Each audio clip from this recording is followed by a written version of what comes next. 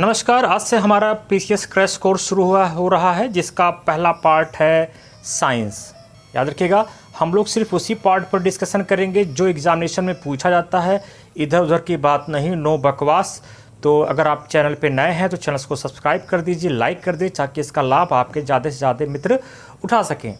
तो चलिए, आज हम लोग का टॉपिक है ब्लड। तो ब्लड को पढ़ते समय हमें किन चीज़ों को फोकस करना है, पहले हमें ये जानना आवश्यक है। तो अगर आपसे पूछा गया कि ब्लड क्या होता है, तो आप कहेंगे यह एक टिश्यू है। टिश्यू मतलब ऊतक होता है। बोलेगा कि कैसा टिश्यू है, तब आप कहेंगे यह तरल संयोजी टिश्यू है, यानी कि लिक्विड कनेक्टिव टिश्यू है। फिर ब्लड को एक नाम और दिया जाता है, इसको बोला जाता है परिसंचारी ऊतक, यानी कि ये शरीर के अंदर गैसों का आदान प्रदान करता है। अब परिसंचारी ऊतक कैसे क्या करता है, इसके बारे में हम लोग देख लें। ब्लड का काम क्या है? ऑक्सीजन को, ये चीज़ याद रखिए, ऑक्सीजन को फेफड़ों से, याद रखें, शरीर के सभी भाग तक पहुंचाना। ये बहुत ही इम्पॉर्टेंट है। ऑक्सीजन को फेफड़े से शरीर के सभी भाग तक पहुंचाना और CO2 को फेफड़े तक लाना, यानी कि इसका मुख्य कार्य है कि ऑक्सीजन का शरीर में परिवहन जो होता है वो ब्लड के माध्यम से होता है। ठीक। अब प्रश्न उठता है कि ब्लड क्या है। तो ये ब्लड हल्का क्षारीय होता है, यद्यपि वो 7 पॉइंट समथिंग होता है, लेकिन उसको क्षारीय वर्ग में ही रखा गया है।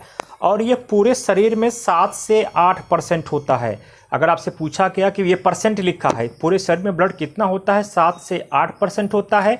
अगर लीटर में पूछा गया तो आप कहेंगे 5 से 6 लीटर के बीच में। अगर ऑप्शन 5 और 6 दोनों दे दे, तब आप क्या मारेंगे?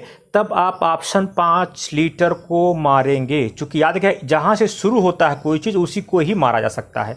कुछ लोगों में 5.5 लीटर भी हो सकता है, कुछ लोगों में 6 लीटर भी हो सकता है। और कहा जाता है कि यह जो ब्लड है संपूर्ण शरीर का 13वां भाग होता है, 1/13। याद रखिएगा, अगर ये भी पूछ सकता है कि ब्लड संपूर्ण शरीर का चौथा हिस्सा होता है, भाग होता है वजन का, तो आप कहेंगे 1/13वां। अब ब्लड में ऐसा क्या है कि वो लाल दिखता है? तो आप कहेंगे कि ब्लड में 2 चीज़ होती है, एक हीम होती है, एक प्रोटीन होती है। प्रोटीन वो क्या का नाम है? ग्लोबिन। अगर आपसे पूछा गया कि ब्लड में कौन सी प्रोटीन है, तो आप सीधे बोल देंगे ग्लोबिन होता है। तब बोला जाएगा हीम क्या है, तो आप कहेंगे कि हीम जो है पिगामेंट होता है, रंजक होता है, जो 4% होता है और 96% प्रोटीन होता है। ये जो हीम है, यही जो है मतलब कि रंग देता है। क्लियर? रंज पिगामेंट होता है, रंग देता है। और इसी हीम के केंद्र में, याद रखिएगा, इसी हीम के केंद्र में आपका मैं दिखा दे रहा हूं, इसी हीम के केंद्र में आप देखेंगे कि लौह आयरन पाया जाता, लौह मतलब आयरन पाया जाता है। अगर आपसे पूछा कि कहाँ पाया जाता है, ग्लोबिन में या हीम में, तो आप सीधे हीम ही आंसर मारेंगे।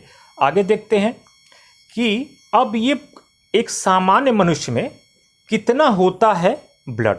अगर आपसे प्रश्न पूछ दिया जाए तो 15 GM/100 मिलीलीटर, यानी कि 15 ग्राम/100 मिलीलीटर ये ब्लड की मात्रा होती है।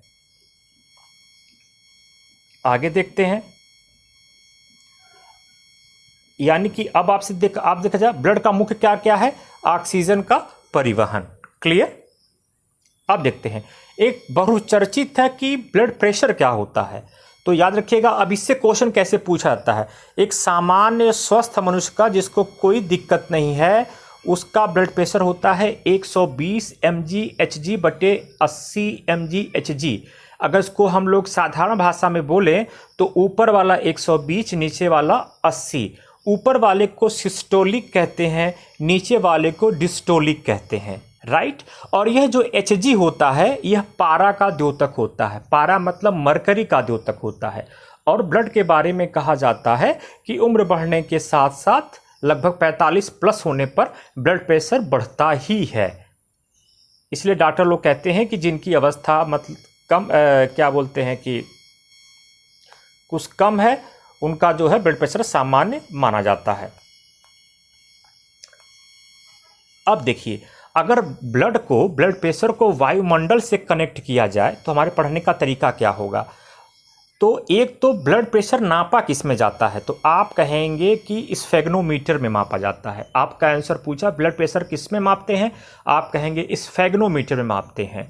अब बोलेगा कि जो बाहर भी वायुमंडल है उसका भी हमारे शरीर पर दाब पड़ता है और हमारे शरीर के अंदर का भी दाब होता है, तो किसका दाब ज़्यादा होता है, तब आपका आंसर होगा शरीर का दाब वायुमंडल की तुलना में ज़्यादा होता है। अगर एग्जामिनेशन में पूछा कि शरीर का दाब वायुमंडल की तुलना में कितना होता है, तो आप कहेंगे ज़्यादा ही होता है, यानी कि वायुमंडल का दाब कम होता है, शरीर का ज़्यादा होता है।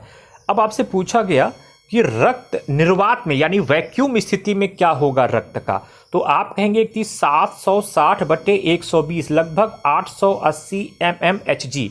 याद रखिएगा 880 mmHg। अगर निर्वात में रक्तचाप पूछा तो आप इसी को ट्रिक मारेंगे। क्लियर? एकदम हूबही वही पढ़ाया जा रहा है जो एग्जामिनेशन में पूछेगा, आपको इधर उधर भटकने का जरूरत नहीं है। अब आते हैं कि रक्त का पीएच मान कितना हो सकता है।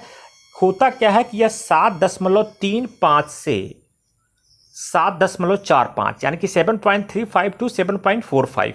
अगर किसी व्यक्ति में, अगर क्वेश्चन पूछ लिया कि किसी व्यक्ति में 7.4 यानी अप्रॉक्स 7.4 होना ही होना चाहिए, अगर कहा कि अगर ये पीएच मान किसी व्यक्ति का 7.4 से ज़्यादा हो गया तब क्या होगा, तो आप कहेंगे कि उसे माना जाएगा कि उसे एसिडोसिस रोग और अल्कोसिस बीमारी हो गई है। अगर आपसे पूछा कि एसिडोसिस रोग या अल्कोसिस बीमारी कैसे होती है, तो आपका सीधा आंसर होगा कि उसका पीएच मान ब्लड का पीएच मान 7.4 से ज़्यादा हो गया होगा। स्फेग्नोमीटर, ये बहुत ही चर्चित, बार बार पूछा गया है कई बार एग्जामिनेशन में कि स्फेग्नोमीटर से रक्तदाब को मापते हैं, और इस Hg का मतलब उसमें होता है पारा या मरकरी। आप, मुझे उम्मीद है कि आप लोग चैनल को सब्सक्राइब करेंगे और इसी तरीके से हम लोग जो है क्रैश कोर्स को अपना स्टार्ट करेंगे। एक समय आएगा कि हम लोग जो है कि पूरे तरीके से कोर्स कंप्लीट कर ले जाएंगे। अब देखते हैं कि अब क्या कह रहा है। अब ये कह रहा है कि स्ट्रक्चर ऑफ ब्लड क्या है, यानी कि ब्लड का संरचना क्या होती है। आप कहेंगे कि ब्लड में मुख्यतः 2 घटक होते हैं, एक प्लाज्मा होता है, एक रुधिर कणिका होती है। याद रखिएगा, एक प्लाज्मा होता है, एक रुधिर कणिका होती है। प्लाज्मा के बारे में हम लोग जाने तो कह रहा है कि 55 से 60% प्लाज्मा होता है। आपसे पूछा गया कितना प्लाज्मा होगा, आपका आंसर होगा 55 से 60%। इस प्लाज्मा में 90 से 92% जल होगा और 8 से 10% में अकार्बनिक और कार्बनिक तत्व पाए जाएंगे। याद रखिएगा, ये रुधिर पार्ट 1 है, तो दो वीडियो रुधिर की बनेगी। यहाँ तक आपकी बात समझ में आ गई होगी। अब देखिए, अब हम लोग जो है रुधिर कणिका के बारे में चर्चा कर लें, जो इसका पार्ट 2 है। तो इस रुधिर कणिका को हम लोग बोलते हैं ब्लड कार्पल्स, यानी कि यह 3 प्रकार का होगा। आपसे पूछा गया कि रुधिर कणिका कितने प्रकार की होती है, तो आपका आंसर होगा 3 प्रकार का होता है। और रुधिर कणिका पूरे ब्लड में 40 से 45% होता है, चूंकि 55 से 60% आपने प्लाज्मा को देखा है। नंबर 1 लाल रुधिर कणिका, इसको एरिथ्रोसाइट कहते हैं।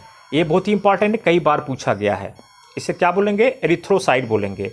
लाल रुधिर कणिका को एरिथ्रोसाइट बोलेंगे। कभी कभार यही पूछ लिया जाता है कि लाल रुधिर कणिका को हम लोग क्या कहते हैं, ठीक ना। आगे देखिएगा, एक होता है श्वेत रुधिर कणिका जिसे हम लोग व्हाइट ब्लड कार्पल्स बोलते हैं। एक होता है प्लेटलेट्स जिसे हम लोग थ्रोम्बोसाइट बोलते हैं। और प्लेटलेट्स के बारे में एक चीज़ याद रखिएगा, जब किसी को डेंगू होता है तो उसका प्लेटलेट्स ही माइनस हो जाता है, कम होने लगता है, गिरने लगता है। और मुझे उम्मीद है कि हम लोग साइंस को जल्दी पूरा कर लेंगे। आप लोग आइए, अब ब्लड स्कंदन। ब्लड स्कंदन का मतलब होता है कि ब्लड क्लॉटिंग। अब स्कंदन से कैसे प्रश्न पूछा जा सकता है, मैं इस चीज़ पे चर्चा करने जा रहा हूँ। एक तो आपसे ये पूछा कि ब्लड स्कंदन में किस खनिज की ज़रूरत है। प्रश्नों को ध्यान से देखिएगा, तो आप कहेंगे कैल्शियम। खनिज पूछा कैल्शियम, विटामिन पूछा विटामिन के। खनिज पूछा आपका आंसर होगा कैल्शियम, विटामिन पूछा तो आपका आंसर होगा के, प्रोटीन पूछा तो थ्रोम्बिन। ये सब जो है ब्लड के जमने में सहायक होता है। एक चीज़ और जान लीजिए, फिटकरी का भी प्रयोग जो है ब्लड को रोकने में किया जाता है। इसको मैं पीछे छूट गया था। याद रखिए। अब प्रश्न उठता है कि यकृत जो हमारा है वह एक प्रोटीन निकालता है, हिप्पोरिन। आपसे पूछा गया कि हिप्पेरिन क्या है, तो आप कहेंगे कि प्रोटीन है।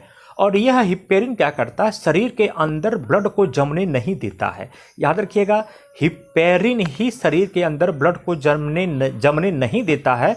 और ये हिप्पेरिन पूछा, इस हिप्पेरिन से 2 क्वेश्चन कहाँ से निकलता है, आपका सीधा और सपाट आंसर होगा कि हिप्पेरिन जो है यकृत से निकलता है, ये जो शरीर के अंदर रक्त को जमने नहीं देता है।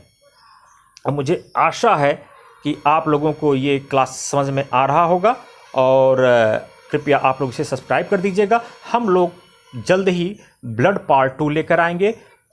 ओके, धन्यवाद।